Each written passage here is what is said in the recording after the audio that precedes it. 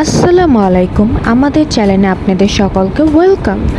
আজ আম্মু নতুন একটি রেসিপি নিয়ে চলে আসলো, কিভাবে খুব সহজ উপায়ে কাচ্চি রান্না করা যায়।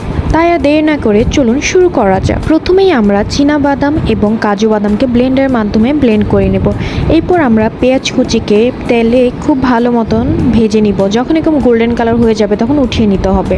খাসির মাংসটিকে খুব ভালো মতন ধুয়ে নিতে হবে। এখানে আমরা মাংসটিকে ম্যারিনেট করে নিব। ম্যারিনেট করার জন্য এর সাথে টমেটো কুচি, কাঁচামরিচ কুচি, বিরিয়ানি মশলা মিক্স, বাদামের পেস্ট করেছিলাম সেটা, তেল, সাথে আরও দিতে হবে গুঁড়া মরিচ। আম্মু সবগুলো মশলা মিক্সড করে একটা স্পেশাল মশলা বানিয়েছিল। আপনারা যদি এটির রেসিপি চান অবশ্যই আমাদের কমেন্ট করে জানাবেন।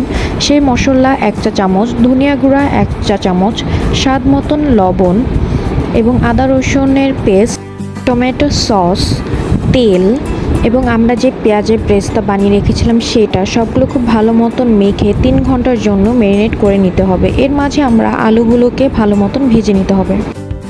পোলাও চালটি সেদ্ধ করার জন্য পানিতে তেজপাতা, দারচিনি, এলাচ দিয়ে পানিটিকে খুব ভালো মতন গরম করে নিতে হবে। পানিটি যখন গরম হয়ে যাবে তখন ধুয়ে রাখা পোলাও চালটি দিয়ে নিতে হবে। যখন চালটি এরকম হাফ সেদ্ধ হয়ে যাবে তখন সাথে সাথে তুলে নিতে হবে। এরপর চালটিকে ভালো মতন ছেঁকে নিতে হবে। কাচ্চি রান্নার জন্য বড় একটি পাতিলের প্রয়োজন হবে। পাতিলের ভিতর আমরা ম্যারিনেট করে রাখা যে মাংসগুলো ছিল সেগুলোকে ভালো মতন সাজিয়ে নিতে হবে। তার উপর আমরা ভেজে রাখা আলুগুলোকেও দিয়ে নিব।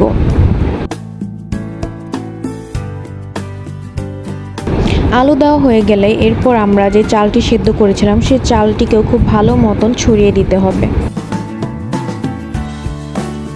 চালের ভিতর আমরা একটি একটি করে মরিচ দিয়ে নিব এবং মরিচ এবং আলু বোখারা একসাথে দিয়ে নিতে হবে। এরপর উপরে পেঁয়াজের পেস্টটা দিয়ে নিতে হবে এবং হাফ কাপ পরিমাণ দুধ দিতে হবে। এরপর একটি বড় ঢাকনা দিয়ে ঢেকে নিতে হবে। উপরে একটি ভারী কিছু দিয়ে আটা এবং পানি মিশ্রণ করে এরকম একটি আঠা বানিয়ে নিতে হবে। এটাকে খুব ভালো মতন পাতিল এবং ঢাকনার সাথে সিল করে নিতে হবে যাতে ভিতরের বাতাস বাইরে চলে না আসতে পারে। তারপর এটাকে 10 মিনিটের জন্য প্রথমে দমে রাখতে হবে হাই হিটে, এরপর লো হিটে আধা ঘন্টা বা 40 মিনিটের জন্য রাখতে হবে। দেখতেই পাচ্ছেন আমাদের কাচ্চিটি একদম পারফেক্ট হয়েছে। নিচের থেকে উপরে উঠিয়ে এটাকে ভালো মতন মেখে নিতে হবে। আমরা আর একটু স্বাদ বাড়ানোর জন্য এখানে 2 চা চামচ পরিমাণ ঘি দিয়ে নিয়েছি, এতে ফ্লেভারটা আরও খুব ভালো আসে। খুব ভালো মতো মিক্সড করে হয়ে গেলে আপনাদের ইচ্ছে মতন সার্ভ করে নিন। আমাদের ভিডিওটা যদি আপনাদের ভালো লেগে থাকে অবশ্যই লাইক, কমেন্ট, শেয়ার করবেন এবং সাবস্ক্রাইব করে আমাদের পাশে থাকবেন। ধন্যবাদ।